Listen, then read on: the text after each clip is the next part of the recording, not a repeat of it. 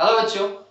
तो अपन next chapter के ऊपर चल चुके हैं। विद्युत धारा अपन ने थोड़ा बहुत पढ़ लिया है। अभी तक अपन ने धारा घनत्व तक पढ़ा है। विद्युत धारा और धारा घनत्व दो इंपॉर्टेंट पॉइंट अपन ने इस चैप्टर के डिस्कस किए हैं। अब देखिए नेक्स्ट जो पॉइंट है जो कि बहुत ज्यादा इंपॉर्टेंट है वो है अपवाह वेग या फिर अपवहन वेग, ड्रिफ्ट वेलोसिटी बोलते हैं। ये आप 16वें चैप्टर के अंदर मतलब जब आप इलेक्ट्रॉनिक्स पढ़ोगे तब भी ये पर्टिकुलर वर्ड आप वहाँ पर पढ़ेंगे। इससे पहले थोड़ा सा अपन वापस से विद्युत धारा वाले पार्ट पर ही चलना चाहते हैं। मैंने आपको लास्ट टाइम धारा घनत्व समझाया था। वहाँ पर मैंने बोला था कि आवेश जो है वो मुख्यतः कहाँ सरफेस के ऊपर ट्रेवल करते हैं। इसमें थोड़ा सा और इंक्लूड करना पड़ेगा। क्या इंक्लूड करना पड़ेगा वो इम्पोर्टेंट है, वो समझिए। देखिए ये चीज जो है वो आपको सामान्यतः कहीं मिलेगी नहीं, लेकिन ये थोड़ी बहुत दिमाग में रखने लायक चीज है बच्चों की। क्या होता है एसी और क्या होता है डीसी। देखो दो तरीके की धारा होती है। एक होती है दिष्ट धारा और दूसरी होती है प्रत्यावर्ती धारा। प्रत्यावर्ती धारा तो हमारे पास में चैप्टर भी है। ये जो दिष्ट धारा है ना, इस दिष्ट धारा को अंग्रेजी में हम बोलते हैं डायरेक्ट करंट डीसी, और प्रत्यावर्ती धारा को बोलते हैं अंग्रेजी में अल्टरनेटिंग करंट एसी बोला जाता है इसे। थोड़ा सा मूलभूत अंतर है इनमें। जब हम पूर्ण दिष्ट धारा की बात करते हैं तो पूर्ण दिष्ट धारा की जो आवृत्ति होती है वह 0 हर्ट्ज होती है, ये ध्यान में रखिएगा। जबकि एसी की अगर बात करूं मतलब प्रत्यावर्ती धारा की अगर हम बात करें तो इसके पास में कुछ ना कुछ आवृत्ति होती है। जैसे हिंदुस्तान में अगर हम प्रत्यावर्ती धारा की बात करते हैं, जो हमारे घरों में जो धारा आती है वो प्रत्यावर्ती धारा ही है। और हम जो इंडिया के अंदर जो यूज कर रहे हैं धारा, उसके लिए ये हर्ट्ज है 50 हर्ट्ज। अलग अलग देशों में इसका मान अलग अलग हो सकता है। जैसे अगर अमेरिका की बात की जाए तो वो 60 हर्ट्ज प्रत्यावर्ती धारा के ऊपर काम कर रहे हैं। ठीक, तो इन दोनों में क्या अंतर देखा जा सकता है, तो ये बात ध्यान रखिए। जब दिष्ट धारा बहती है ना, तो दिष्ट धारा में जो इलेक्ट्रॉन है वो चालक के अंदर से भी गुजरते हैं। मतलब ये जो अनुप्रस्थ काट क्षेत्रफल है इसके अंदर से बीच में से भी गुजरते हुए प्रतीत होते हैं। ये बात ध्यान रखना। तो हम बोलते हैं कि इनमें जो धारा बहती है वह अनुप्रस्थ काट क्षेत्रफल से समान रूप से प्रवाहित होती है। ये बात ध्यान रखना, मतलब इनमें अंदर से भी बह रही है। ठीक है। जबकि जब हम प्रत्यावर्ती धारा की बात करते हैं तो इनमें आवृत्ति होने के कारण वो जो धारा है वो बच्चों कहां पर सतह पर देखी जाएगी। इलेक्ट्रॉनों का प्रवाह कहां देखा जाएगा, सतह पर देखा जाएगा। हम ये भी कहते हैं कि प्रत्यावर्ती धारा जो है वह त्वचिक प्रभाव पर कार्य करती है। त्वचिक मतलब त्वचा के ऊपर, है ना, कहां बहती है, तो जैसे हमारे शरीर में ये त्वचा है ना, बॉडी के ऊपर ये स्किन जो है ना इसके ऊपर है ना, तो वो धारा जो है स्किन के ऊपर बहती है। स्किन के ऊपर मतलब तार का ये जो स्किन होगा उसका ऊपर का सरफेस होगा उसके ऊपर बहती है। तो ये ध्यान में रखिएगा कि प्रत्यावर्ती धारा तो इस सरफेस के ऊपर से जाएगी, जबकि आपकी जो दिष्ट धारा है वह अनुप्रस्थ काट क्षेत्रफल से समान रूप से बहती है। ये सामान्यतः कहीं आपको देखने को नहीं मिलेगा बच्चों, मैं बता रहा हूँ। इस चीज को ध्यान में रखेंगे कि दिष्ट धारा आए तो हमें क्या पता होना चाहिए और प्रत्यावर्ती धारा आए तो हमें क्या पता होना चाहिए। चलिए, प्रत्यावर्ती धारा किनसे मिलती है, तो बच्चों देखो हम बात करते हैं सेल से, है ना। हमारे पास में जो सेल होते हैं ना, उन सेलों से हमें क्या प्राप्त होती है, प्रत्यावर्ती धारा प्राप्त होती है। दिष्ट धारा जनित्र से भी हमें दिष्ट धारा प्राप्त होती है, जबकि प्रत्यावर्ती धारा जनित्र से प्राप्त होती है। ये ध्यान में रखें। चलिए, अब ये जो दिष्ट धारा है हमने बोला सेल से प्राप्त होती है, तो अब बच्चों सेल भी दो तरीके के होते हैं, ये और दिमाग में रखो। एक होता है प्राथमिक सेल और एक होता है द्वितीयक सेल। दो तरीके के सेल होते हैं। आप जो घरों के अंदर सेल यूज करते हो ना, जिन पे लिखा हुआ आता है AA, अगर आप गौर करोगे ना तो आप जो सेल देखोगे अपने घरों में, जो आप किसमें घड़ी के अंदर लगाते हैं या फिर रिमोट में लगाते हैं, ये सेल क्या आते हैं, AA, आते हैं। इनके ऊपर वोल्टेज देखोगे 1.5 वोल्ट लिखा हुआ मिलेगा आपको। ठीक है, तो ये जो सेल है इन्हें शुष्क सेल बोलते हैं। कौन से सेल बोलते हैं, इन्हें शुष्क सेल बोलते हैं। बच्चों इन शुष्क सेलों को ही प्राथमिक सेल कहते हैं। आप केमिस्ट्री के अंदर आपने पढ़ा होगा डेनियल सेल, पढ़ा है, डेनियल सेल या लेक्लांसी सेल,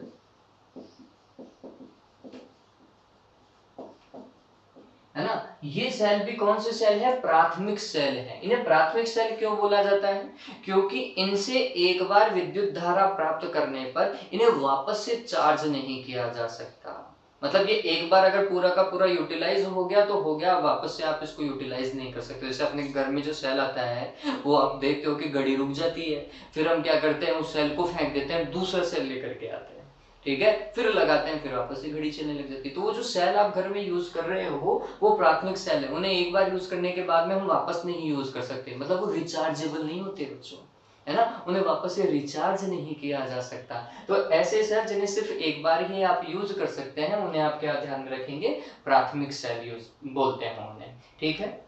और उनके अंदर क्या है उदाहरण हमारे पास में, लैक्लांसी सेल, डेनियल सेल, ये आप केमिस्ट्री में पढ़ेंगे। फिजिक्स में जब आप एक्सपेरिमेंट करेंगे इस चैप्टर के तो आपको पता चलेगा कि ये भी ऐसे सेल होते हैं। मैं आपको वैसे बताऊंगा ये दोनों सेलों के बारे में, ओके। और ये हम जो घरों में यूज करते हैं, ये दोनों हम घरों में नहीं यूज करते हैं, ये वाले सेल हम घर में यूज करते हैं, ठीक है। फिर आता है द्वितीयक सेल। द्वितीयक सेल कौन से, रिचार्जेबल सेल, ठीक है। इन्हें वापस से क्या किया जा सकता है, चार्ज किया जा सकता है, मतलब इन्हें बार बार उपयोग में लिया जा सकता है। एक बार पूरा डिस्चार्ज हो गया, फिर हमने इन्हें चार्जिंग में लगाया, पूरा चार्ज हुआ, वापस से यूज कर लिया, फिर वो डिस्चार्ज हुआ, फिर वापस से उसे चार्ज किया और फिर वापस उससे हमने यूज कर लिया। तो ये रिचार्जेबल सेल आप कह सकते हो कि इन्हें बार बार उपयोग में लिया जा सकता है, जैसे सीसा संचायक सेल,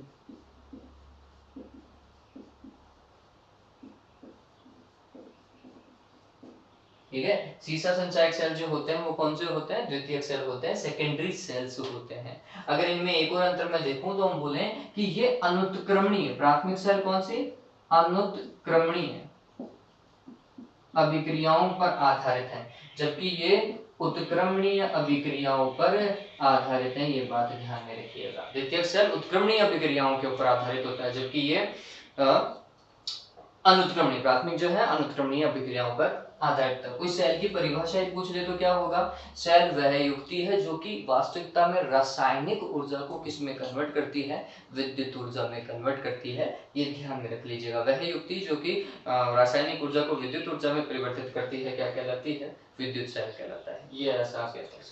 तो ये पता चला बच्चों वहां पर, है ना, ये लॉजिक ध्यान में रखिएगा, ये इंपॉर्टेंट पार्ट था, ठीक। चलिए अब आज का पॉइंट चालू करते हैं। हमारे पास में पॉइंट है अपवहन वेग एवं अपवहन चाल भी मैं बोलूंगा, दो चीजों को अपन यूज करेंगे। अपवहन वेग बोलेंगे तो हम बोलेंगे दिशा की बात करेंगे, जब अपन अपवहन चाल बोलेंगे तो हम बोलेंगे अपवहन वेग का परिमाण, है ना, वही क्या होगा, अपवहन चाल होगा। थोड़ी सी थ्योरी को समझते हैं बच्चों। देखिए सपोज करो कि मेरे पास में ये एक चालक तार है ना, इसे चालक मान लीजिए। इस चालक तार में क्या होंगे, मुक्त इलेक्ट्रॉन होंगे। मुक्त इलेक्ट्रॉन क्या करते हैं तो बच्चों कभी स्थिर नहीं होते, ये बात ध्यान में रखना। किसी भी चालक में मुक्त इलेक्ट्रॉन किसी भी चैम्बर के अंदर या किसी पात्र में भरी हुई गैस के अणुओं के समान होते हैं, है ना। जैसे लेट सपोज करो एक रूम दो, रूम के अंदर क्या है, गैस भरी हुई है, हवा तो होती है।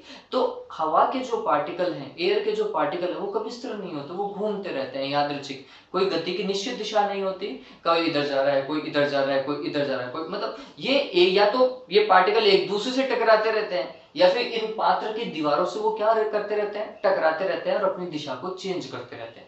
उसी प्रकार जिस प्रकार किसी पात्र में गैस के अणु यादृच्छिक गति करते हैं ना बच्चों, उसी तरीके से किसी चालक में उसके मुक्त इलेक्ट्रॉन भी यादृच्छिक गति करते रहते हैं। इनकी गति की कोई निश्चित दिशा नहीं होती है, एक इधर भाग रहा है, दूसरा इधर भाग रहा है, तीसरा ऊपर भाग रहा है, चौथा नीचे भाग रहा है, ऐसे जहां जिसको जैसे जगह मिल गई वो वैसे चलने की कोशिश करता है।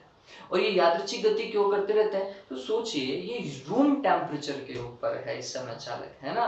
तो ऊष्मीय या फिर तापीय ऊर्जा को प्राप्त करके ये क्या करते रहते हैं, गति करते रहते हैं। ये बात ध्यान रखना, ऊष्मीय ऊर्जा के प्रभाव से ये इलेक्ट्रॉन क्या करते हैं, गति करते रहते हैं और यादृच्छिक गति है। तो अपन कुछ ऐसा मान सकते हैं कि ये जो इलेक्ट्रॉन है, एक इलेक्ट्रॉन यहाँ से चालू हुआ, दूसरे इलेक्ट्रॉन से टकराया और फिर अपने गति के पथ को चेंज किया और यहाँ पर किसी तीसरी चीज से टकराया। तीसरी चीज क्या हो सकती है वो अभी अपन डिस्कस करेंगे।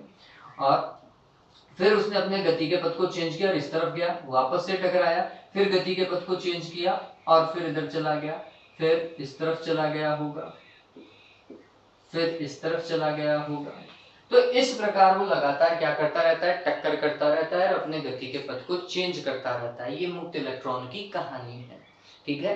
अब ये मुक्त इलेक्ट्रॉन ऐसा भी नहीं है कि कम है, बहुत ज्यादा है। मैंने आपको बताया था कि एकांक आयतन में, मतलब 1 मीटर क्यूब में, किसी चालक के 1 मीटर क्यूब में लगभग 10⁻29 मुक्त इलेक्ट्रॉन होते हैं। संयोजी इलेक्ट्रॉन की बात नहीं कर रहे हैं, कौन से इलेक्ट्रॉन की बात कर रहे हैं, मुक्त इलेक्ट्रॉन की बात कर रहे हैं। इतने सारे मुक्त इलेक्ट्रॉन होते हैं जो कि विद्युत धारा प्रवाहित करने में सक्षम होते हैं। ठीक है। चलिए, तो ये यादृच्छिक गति कर। अभी आपको याद हो विद्युत धारा, जब अपन डेफिनेशन दे रहे थे तो अपन क्या बोल रहे थे बच्चों, अपन ने बोला था कि किसी चालक में इलेक्ट्रॉन प्रवाह की दर ही क्या कहलाती है, विद्युत धारा कहलाती है। यही बोला था। चलिए, इलेक्ट्रॉन तो बिना बैटरी लगाए ही घूम रहे हैं, तो बताओ कि विद्युत धारा बहनी चाहिए नहीं बहनी चाहिए? तो इसके अकॉर्डिंग तो बहनी चाहिए भाई, क्योंकि इलेक्ट्रॉन तो प्रवाहित हो रहा है, अभी भी रुका हुआ तो है ही नहीं, और बहुत तेज गति से प्रवाहित हो रहा है। ये जो ऊष्मीय ऊर्जा के कारण जो इलेक्ट्रॉन घूमता है ना बच्चों, ये 10⁵ मीटर पर सेकंड या 10⁶ मीटर पर सेकंड के वेग से घूमता है। ये बात ध्यान रखना, बहुत तेज गति से चलता है, ये बात ध्यान रखिए। ठीक है। तो इतनी वेलोसिटी से ये भाई साहब चल रहे हैं, तो इसका मतलब मूव तो कर रहा है, अच्छा खासा मूव कर रहा है, अच्छा खासा चल रहा है, दौड़ रहा है ये तो। ठीक, तो धारा बहनी चाहिए। इसका मतलब अगर कोई चालक तार है और इससे बैटरी नहीं कनेक्ट है, तो भी इसमें इलेक्ट्रॉन दौड़ रहा है, इलेक्ट्रॉन दौड़ रहा है, तो इससे क्या बहनी चाहिए थी, धारा बहनी चाहिए थी। धारा बहेगी तो मैं अगर इस चालक तार को टच करूंगा तो मेरे को झटका आना चाहिए था, मेरे को शॉक लगना चाहिए था। लेकिन क्या किसी चालक तार को पकड़ते ही आपको शॉक लग जाता है क्या, है बिजली का झटका आता है क्या? नहीं आता। क्यों नहीं आता?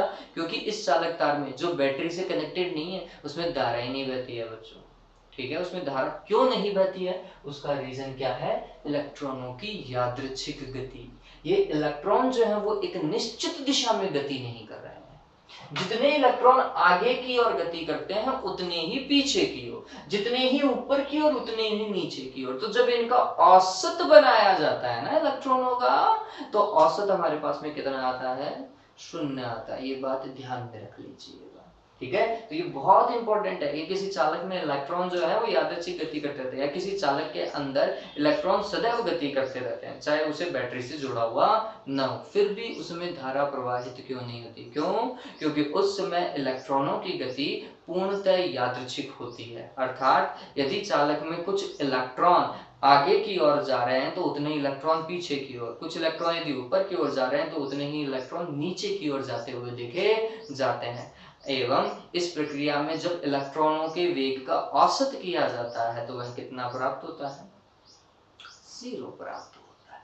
ठीक है, इस कारण उनका वेग, इस कारण धारा कैसी नहीं देखी जाती है, 0 देखी जाती है। ये बात समझ में आ गई है आपको? चलिए, अब यहाँ पर इस वाली चीज को थोड़ा सा और समझ लेते हैं। मैं अभी इस पॉइंट के ऊपर भी आया नहीं हूँ, इससे पहले की चीजों को बता रहा हूँ। देखो बच्चों, आपने गैस के अणुओं के बारे में मुक्त पथ पढ़ा होगा। क्या था मुक्त पथ? तो हम बोलते हैं गैस के अणु में कि ये गैस का अणु चला और चलता चलता सीधा चल रहा है और किसी दूसरे गैस के अणु से टकरा जाता है या पात्र की दीवार से टकरा जाता है।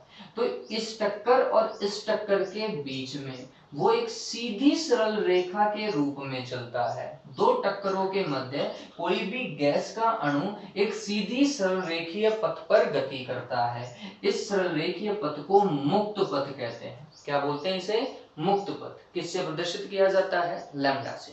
अगर गैस ऐसा है तो मैं अभी इलेक्ट्रॉन को भी उसी तरीके से देख रहा हूं चालक में, तो मैं बोलूंगा इलेक्ट्रॉन की दो क्रमागत टक्करों के मध्य, किसी चालक में इलेक्ट्रॉन की दो क्रमागत टक्करों के मध्य वह एक सरल रेखीय पथ का अनुसरण करता है, एवं यह सरल रेखीय पथ ही क्या कहलाता है?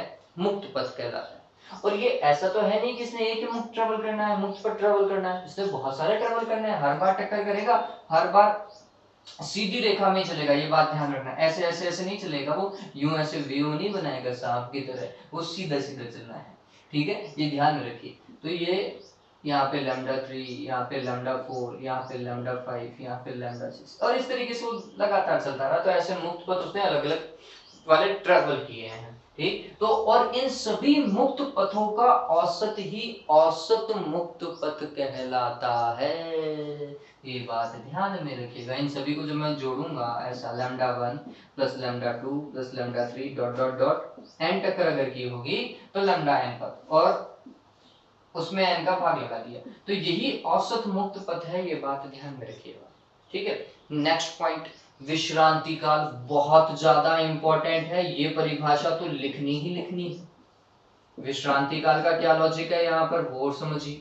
विश्रांति काल में हम ये बोलते हैं कि इलेक्ट्रॉन जो है दो क्रमागत टक्करों के मध्य जितना समय लेता है उसे ही हम क्या बोलते हैं, विश्रांति काल बोलते हैं। तो जैसे ये λ1 दूरी उसने t1 समय में ट्रेवल की, λ2 उसने t2 समय में ट्रेवल की, ये λ3 उसने t3 समय में ट्रेवल करी, λ4 t4 समय में ट्रेवल करी, ये t5 समय में, ये t6 समय में ट्रेवल करी है। तो इन सभी समय का अगर मैं औसत लूं तो यह औसत ही विश्रांति काल को प्रदर्शित करता है। ये बात ध्यान में रखना, किसी इलेक्ट्रॉन की दो क्रमागत टक्करों के मध्य लगा औसत समय ही क्या कहलाता है, विश्रांति काल कहलाता है। रिलैक्सेशन टाइम बोलते हैं बच्चों, टू से प्रदर्शित किया जाता है। और क्या होता है, दो क्रमागत टक्करों के मध्य लगा औसत समय ही क्या कहलाता है, विश्रांति काल कहलाता है। पता चल गया ये, ठीक। फिर इन इलेक्ट्रॉन यहां पर वो u1 से चल रहा होगा, इधर u2 से, फिर तीसरा u3 से, ऐसे वो प्रारंभिक वेग u1 u2 u3 से चल रहे होंगे इलेक्ट्रॉन। अगर वो ऐसे चल रहे हैं तो फिर उनका औसत ऊष्मीय वेग या औसत यादृच्छिक वेग कितना होता है, 0। ये बात ध्यान में रखिएगा। इलेक्ट्रॉनों का ऊष्मीय प्रभाव में या ऊष्मीय ऊर्जा के कारण औसत यादृच्छिक वेग, औसत यादृच्छिक वेग कितना होता है, 0 होता है। इस चीज को ध्यान रखो। इसका मतलब मैं अगर ऐसे बोलूं, पहले के लिए u1 वेलोसिटी, दूसरे के लिए u2, तीसरे के लिए u3 dot dot dot last वाले के लिए un बोलूं तो इनका औसत ऐसे निकालेंगे कि सभी को जोड़ेंगे और n का भाग लगा देंगे और वो कितना आना चाहिए, 0 आना चाहिए। ये चीजें दिमाग में रखनी है हमें, ठीक है। इन सभी चीजों का अपन कहीं ना कहीं उपयोग करेंगे, ये चीजें दिमाग में रखो, ठीक है। तो इलेक्ट्रॉन, ये बात ध्यान में रखना, चलता रहता है किसी चालक के अंदर। और कितने होते हैं इलेक्ट्रॉन एकांक आयतन में, 10⁻29 मुक्त इलेक्ट्रॉन होते हैं। चलिए अब इसके बाद में आगे बात करते हैं अपवहन वेग की, ठीक है। तो ये वाली चीजें तो मैंने रेंडमली लिख दी है समझाने के दृष्टिकोण से। अब इनको तरीके से समझते हैं। अब हम बात करेंगे अपवाह वेग की। अपवाह वेग या अपवहन वेग में क्या होगा, अब यदि उसी चालक के अंदर, जिसकी हम अभी थोड़ी देर पहले बात कर रहे थे, ऐसा इस चालक को बैटरी से जोड़ दिया जाता तो क्या होता, इस चालक में उपस्थित मुक्त इलेक्ट्रॉन जो हैं बच्चों, वो एक निश्चित दिशा में गति करते। ऐसा नहीं कि वो टकराएंगे नहीं, अभी भी टकराएंगे, अभी भी अपना पथ बार बार चेंज करेंगे, लेकिन जब अपन संपूर्ण की बात करेंगे तो हमें उस पथ की एक निश्चित दिशा प्रदान होती हुई दिखाई देगी, है ना। अभी भी ऐसा नहीं कि वो टक्कर नहीं करेगा, तुमने बोला कि टक्कर तो करेगा, यहां से गया यहाँ पर, यहां से गया यहाँ पर, यहां से गया यहाँ पर, यहां से गया यहाँ पर, फिर यहां से गया यहाँ पर, लेकिन वो एक दिशा अंततः प्राप्त कर लेगा। ये बात ध्यान रखना। और इलेक्ट्रॉन जो है वो कहां से कहां की ओर जाएगा, ये बात ध्यान रखिए, वो निम्न विभव से, कौन से विभव से, निम्न विभव से कहां की ओर ट्रेवल करता है, उच्च विभव की ओर। और ये मैंने आपको लास्ट टाइम बताया था, उच्च विभव बैटरी के प्लस से और निम्न विभव बैटरी के माइनस से देखा जाएगा। तो इलेक्ट्रॉन ऐसा ट्रेवल कर रहा है, ठीक है, ये ध्यान में रखिएगा। तो इलेक्ट्रॉन फाइनली एक निश्चित दिशा तो प्राप्त करेगा, ठीक। तो अब इलेक्ट्रॉन जो है वो इस बैटरी के कारण एक उच्च और निम्न विभव बन जाते हैं चालक के अंदर, जिसके कारण इस चालक के दोनों सिरों के मध्य क्या हो जाता है, विद्युत क्षेत्र बन जाता है। बनेगा नहीं बनेगा भाई, विद्युत क्षेत्र की दिशा कहां से कहां की ओर होती है, उच्च विभव से निम्न विभव, लास्ट टाइम में बताया। और इस विद्युत क्षेत्र के कारण इलेक्ट्रॉन विद्युत क्षेत्र के विपरीत दिशा में बल अनुभव करता है, जाएगा नहीं जाएगा, है ना। और वो गति करने लगता है विपरीत दिशा में अंततः, ठीक है। और ये चूंकि एक ही दिशा में एक पर्टिकुलर दिशा प्राप्त कर लेगा, जब हम औसत देखेंगे तो इसके पास में अंततः एक दिशा होगी जो कि उच्च विभव की ओर होगी इलेक्ट्रॉन के पास में, है ना। तो इस एक ही दिशा के कारण इस चालक में क्या प्रवाहित हो जाती है बच्चों, विद्युत धारा प्रवाहित हो जाती है। और इलेक्ट्रॉनों का एक ही दिशा में गमन कर जाना किसके कारण, बाह्य विद्युत क्षेत्र के कारण, ये क्या कहलाता है, उनके वेग को हम क्या बोलेंगे, अपवाह वेग। अब थोड़ा सा समझिए, क्या पहले इलेक्ट्रॉन स्थिर था, आंसर है नहीं, पहले इलेक्ट्रॉन गति कर रहा था।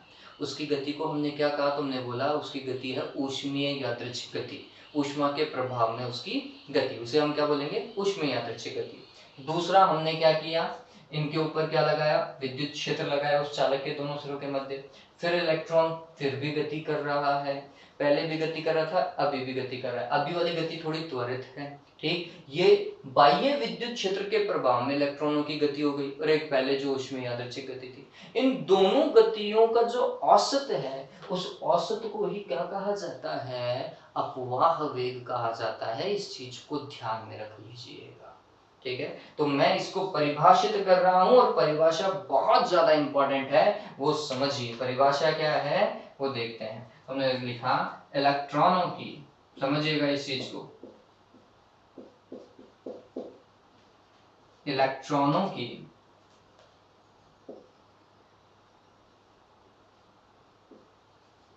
ऊष्मीय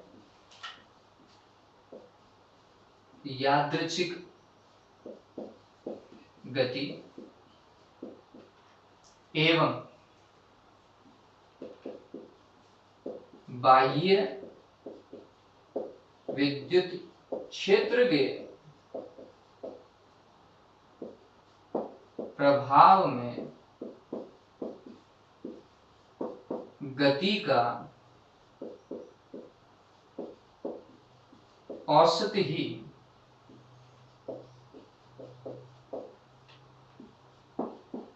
अपवाह वेग कहलाता है। ये ध्यान रखना। और इस अपवाह वेग को किससे प्रदर्शित करते हैं, वी डी से, है ना। वी बना लीजिएगा, उसके नीचे डी लिख दीजिएगा। ये अपवाह वेग है। बात समझ में आई, कौन कौन सी चीज है, तो हमने समझो इस चीज को। इलेक्ट्रॉन की पहले तो थी ऊष्मीय यादृच्छिक गति, और फिर इलेक्ट्रॉन को बाह्य विद्युत क्षेत्र में रखा तो इलेक्ट्रॉन की हो गई बाह्य विद्युत क्षेत्र के प्रभाव में गति। इन दोनों गति का जो औसत होता है, उस गति के औसत को ही हम क्या कहते हैं, अपवाह वेग कहते हैं। ये चीज को ध्यान में रख लीजिएगा। अब अगर मैं इस चीज को डेरिवेशन वाले पार्ट के अंदर डालता हूं बच्चों, तो वो समझिए वो क्या चीज है। अभी आपको बहुत इंपॉर्टेंट पार्ट बतानी बाकी है। तो यहाँ पर अपन डेरिवेशन वाला टास्क कंप्लीट करने की कोशिश कर रहे हैं। इस चीज को उतार लीजिएगा, ठीक है। इस डायग्राम को भी मैं मिटा दूं क्या बच्चों, तो अपन डेरिवेशन थोड़ा आराम से कर पाएंगे, ठीक है। इस चीज को उतार लीजिएगा, वो तो उतारना है, और जो मैंने थ्योरी में आपको बताया है एक एक चीज, वो सारी चीजें लिखनी है आपको, ठीक है। अब देखिए, अब अपन डेरिवेशन कर रहे हैं अपवाह वेग की। देखिए, तो हमने बोला कि माना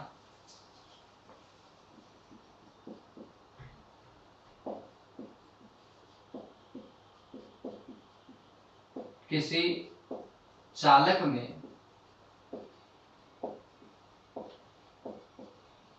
मुक्त इलेक्ट्रॉन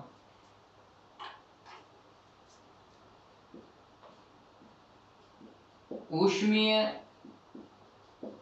ऊर्जा के प्रभाव से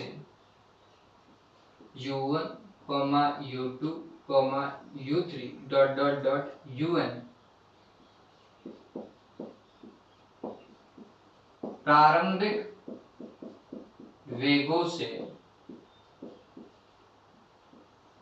यादृच्छिक गति करते हैं, ठीक है।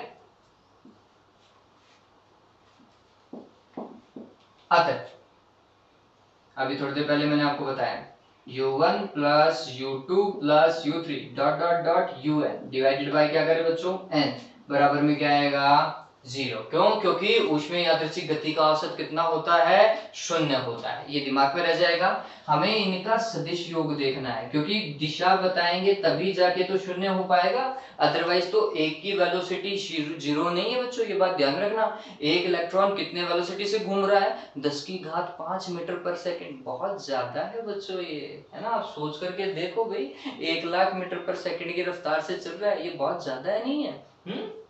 चलिए, अब इसके बाद में हमने क्या लगाना है? बाह्य विद्युत क्षेत्र लगाना है, उससे उसको त्वरित गति मिलेगी, उसके पास में ए त्वरण आएगा। अब ऐसा तो है नहीं कि एक ही इलेक्ट्रॉन के ऊपर वो विद्युत क्षेत्र लगा तो सभी के ऊपर वो विद्युत क्षेत्र, तो सभी का त्वरण समान होना चाहिए या फिर अलग अलग होना चाहिए? आंसर है समान होना चाहिए। क्यों? क्योंकि सभी पे समान विद्युत क्षेत्र आरोपित है। ठीक है, अब हम क्या देख रहे हैं? हमने बोला बाह्य विद्युत क्षेत्र के प्रभाव में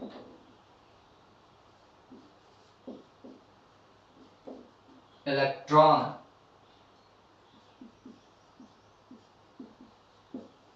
निम्न विभव से उच्च विभव की ओर, इसका मतलब है विद्युत क्षेत्र की कौन सी दिशा में? विपरीत दिशा।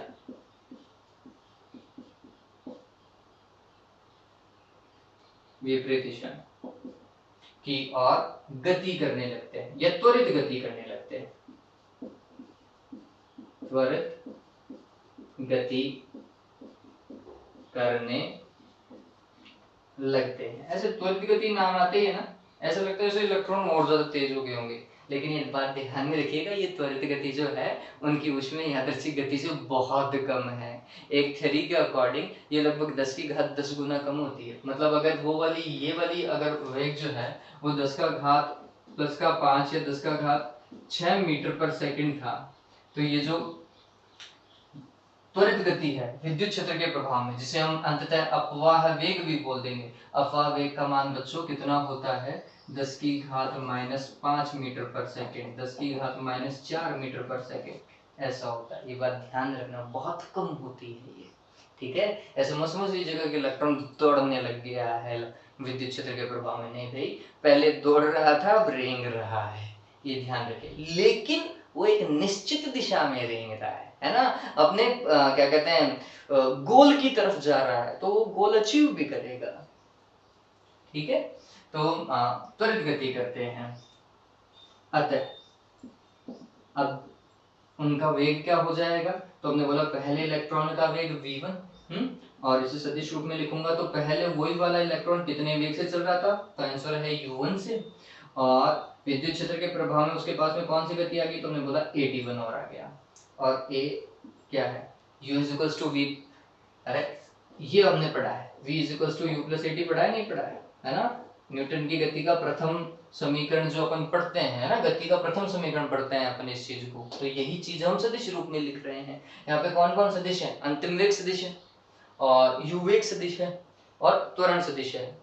टाइम तो अदिश राशि है। अब ये थोड़ा समझिए बच्चों, ये कौन सा वेग है? तो समझिए, ये पहली टक्कर थी, है ना, और ये दूसरी टक्कर। तो इलेक्ट्रॉन जब ये टक्कर करने वाला था, ठीक है, या फिर हम कहें कि अगर इसी में पहली टक्कर मानूं, तो जब इलेक्ट्रॉन पहली टक्कर करने वाला था, तो पहली टक्कर करने से पूर्व उसके पास में अंतिम वेग कितना था? ये बात ध्यान में रखिएगा, दैट इज v1, है ना, कि इस टक्कर से पूर्व इलेक्ट्रॉन का वेग कितना है, ये बात ध्यान में रखिएगा।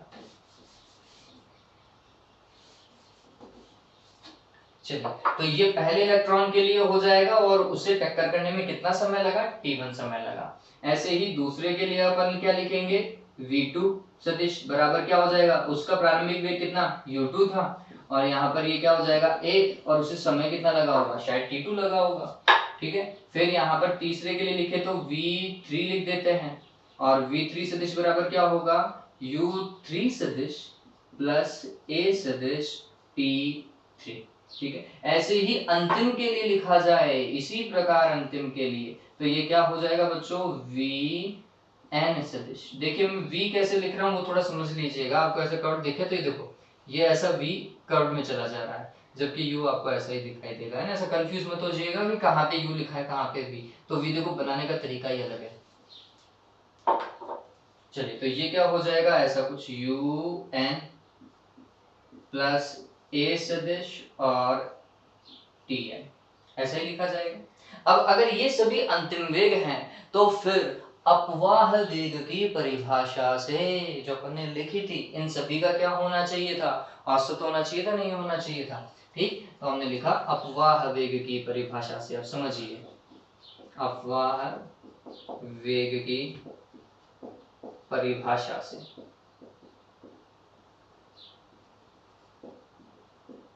क्या था भाई, तो अपवाह वेग था vd, और vd वास्तविकता में होगा क्या, ये वेग की बात कर रहा हूं, ये बात ध्यान में रखिएगा, ये था उनके अंतिम वेगों का औसत कर दीजिए।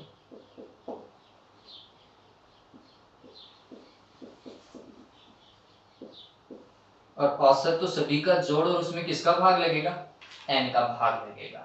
ठीक है, चलिए मान रखने पर तो ये क्या हो जाएगा, vd सदिश। अब समझिए v1 की जगह क्या लिखेंगे, u1 सदिश प्लस a सदिश t1, इसकी जगह क्या लिखेंगे, u2 सदिश और a सदिश t2, इसकी जगह क्या लिखेंगे, u3 सदिश प्लस a सदिश t3, dot dot dot, last वाला क्या है, un सदिश प्लस a सदिश tn, ये तो है।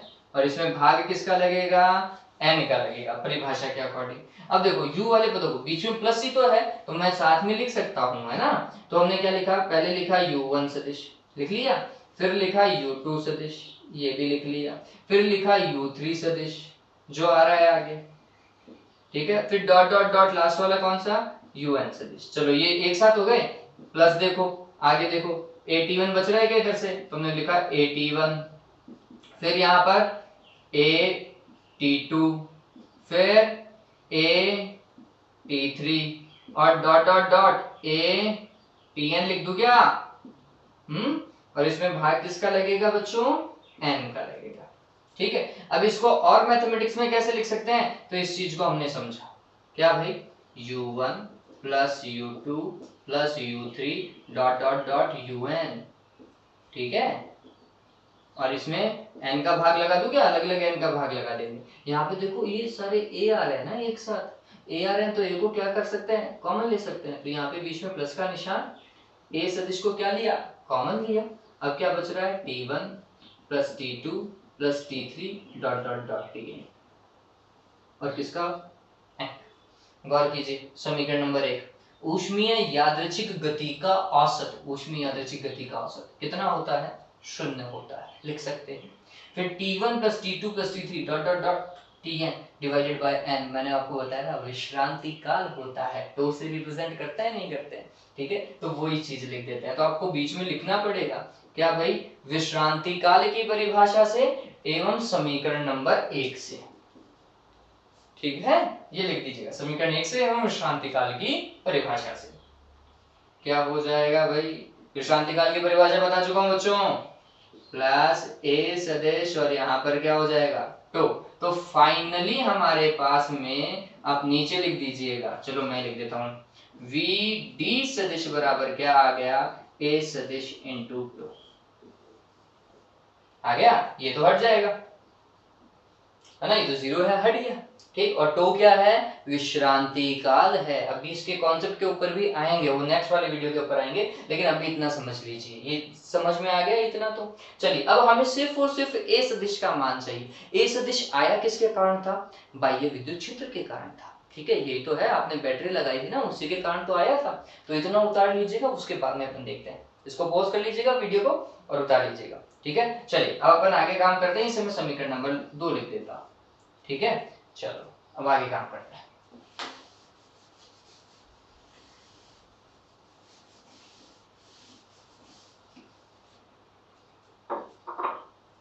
ओके, ऑलराइट, तो अपन ने काम किया, हमने बोला चालक के सिरों के मध्य बाह्य विद्युत क्षेत्र के प्रभाव से क्या होगा भाई, बाह्य विद्युत क्षेत्र के प्रभाव से वो बल अनुभव करेंगे। तो बाह्य विद्युत क्षेत्र के कारण इलेक्ट्रॉन पे लगने वाला या किसी भी आवेश पर लगने वाला बल क्या होता है, QE होता है। और जब हम इलेक्ट्रॉन की बात करते हैं, ये बात समझिए आप थोड़ा, इलेक्ट्रॉन हेतु यही चीज F बराबर क्या हो जाएगा, तो Q की जगह हम लिखेंगे E, और इलेक्ट्रॉन जो है वो विद्युत क्षेत्र के विपरीत दिशा में गति करता है, इसलिए माइनस का निशान लगाते हैं। ये बात ध्यान में रख लीजिएगा, उस पे लगने वाला बल विद्युत क्षेत्र के विपरीत दिशा में होता है, अतः यहाँ माइनस आया है, इस चीज को ध्यान रखें। फिर F बराबर और हम क्या लिख सकते हैं, m इंटू ए। यहाँ पर m क्या है, इलेक्ट्रॉन का द्रव्यमान है, इस चीज को ध्यान रखना, क्योंकि हम इलेक्ट्रॉन के लिए ही क्या ज्ञात कर रहे हैं, अपवाह वेग ज्ञात कर रहे हैं। तो ये m किसका द्रव्यमान है, इलेक्ट्रॉन का है इस समय, E और E सदिश। ठीक, चलिए अब इसके आगे काम करता हूं। इंपॉर्टेंट है बच्चों, मोस्टली एग्जाम में पूछी ही जाती है, ये ध्यान में रखिए। तो फिर यहां से हमारे पास में A सदिश बराबर क्या आएगा, तो ये हुआ E सदिश डिवाइडेड बाय M, होगा नहीं होगा। चलिए, तो A सदिश की रिक्वायरमेंट थी और A सदिश वहां पर दिखाई दे रहा है, अतः समीकरण कौन कौन से समीकरण 2 व 3 से क्या हो जाएगा वो देखिए। तो VD सदिश बराबर होगा बच्चों, A सदिश का मान मैं रख रहा हूं E सदिश डिवाइड बाय M, और किससे मल्टीप्लाई हो रहा है, 2 से। इसे और तरीके से लिखूं तो VD सदिश बराबर हो जाएगा माइनस का E2 divide by M into capital E सदिश। चलिए, ये क्या है, अपवहन वेग है। आप देखेंगे कि अपवहन वेग निर्भर कर रहा है किसके ऊपर, विद्युत क्षेत्र के ऊपर। विद्युत क्षेत्र निर्भर कर जाएगा, या विद्युत क्षेत्र देखेंगे विभवांतर के ऊपर। जितना ज्यादा विभवांतर आरोपित होगा उतना ही ज्यादा विद्युत क्षेत्र हो जाएगा, ये बात ध्यान में रख लीजिएगा, और उसके कारण अपवहन वेग भी बढ़ जाएगा। चलिए, अब इस चीज को समझे, तो यहाँ पर इस फॉर्मूले में नेगेटिव साइन आ रहा है। आप देखेंगे कि अपवहन वेग एक सदिश राशि है एवं इलेक्ट्रॉन हेतु अपवहन वेग के सूत्र में ऋणात्मक चिन्ह आता है। ये ऋणात्मक चिन्ह क्या बताता है, ये बताता है कि इलेक्ट्रॉन का अपवहन वेग या अपवाह वेग विद्युत क्षेत्र के विपरीत दिशा में। ऐसा ही तो अपन देखते हैं ना, चालक में अगर विद्युत क्षेत्र की दिशा ये है तो इलेक्ट्रॉन किस तरफ भागेगा बच्चों, विद्युत क्षेत्र के विपरीत दिशा में भागता नहीं भागता है, यही तो देखा था, वो ये बता रहा है। ठीक है, मैंने आपको बोलता अपवहन चाल भी यूज करेंगे। अपवहन चाल क्या होगा, अपवहन वेग का परिमाण ही क्या कहलाता है, अपवहन चाल कहलाता है। तो अगर मैं इसका परिमाण देखूं, परिमाण मतलब सदिश वदिश माइनस माइनस सब भूल जाओ, अब सिर्फ और सिर्फ परिमाण देखना है, तो हमने बोला VD बराबर क्या हो जाएगा, E2 divide by M into E। दिमाग में रहा ये, हमने माइनस माइनस सदिश वदिश सब हटा दिया है, तो ये समझिए कि ये तो हो गया परिमाण, परिमाण तो हो जाएगा चाल, और सदिश रूप में अगर बोलोगे तो वो बन जाएगा वेग। तो ये है अपवहन वेग और ये है अपवहन चाल। ठीक है, ये समझ में आया।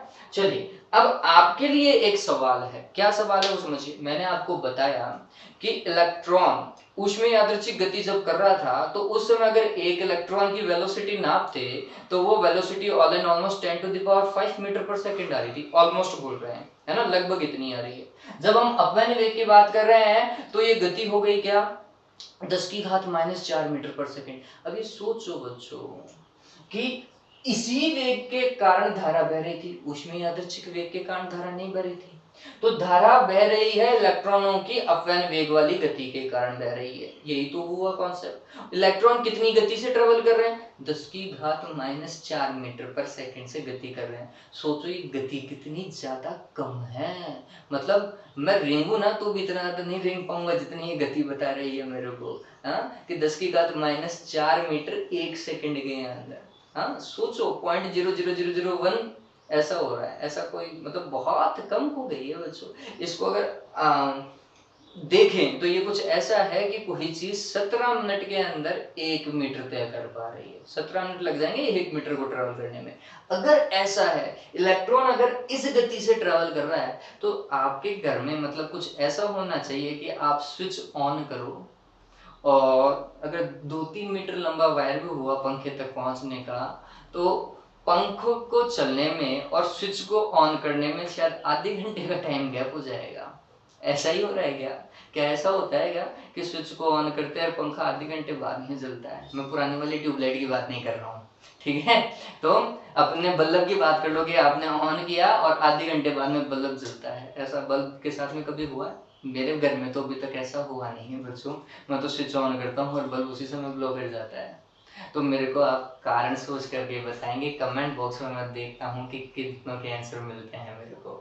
क्या है, देखो समझ लो वापस से कि इस गति से इलेक्ट्रॉन ट्रेवल कर रहा है, इसी गति के कारण धारा बह रही है, तो धारा की गति भी तो इतनी ही होनी चाहिए थी, 10⁻⁴ मीटर पर सेकंड। इसका मतलब है बल्ब को जलने में और स्विच को ऑन करने में लगभग आधे घंटे का टाइम होता है या 1 घंटे का टाइम होता है, लेकिन ऐसा कोई टाइम गैप होता नहीं है। स्विच को ऑन किया और पंखा चल जाता है और बल्ब जल जाता है। कारण बताओगे आप? चलिए आज के लिए इतना ही, मजेदार कॉन्सेप्ट है लेकिन ये, ठीक है। हैव अ गुड डे बच्चों, और अभी तक चैनल को सब्सक्राइब नहीं किया तो जल्दी से कर दो भाई, ठीक है। गुड डे बच्चों, टेक केयर।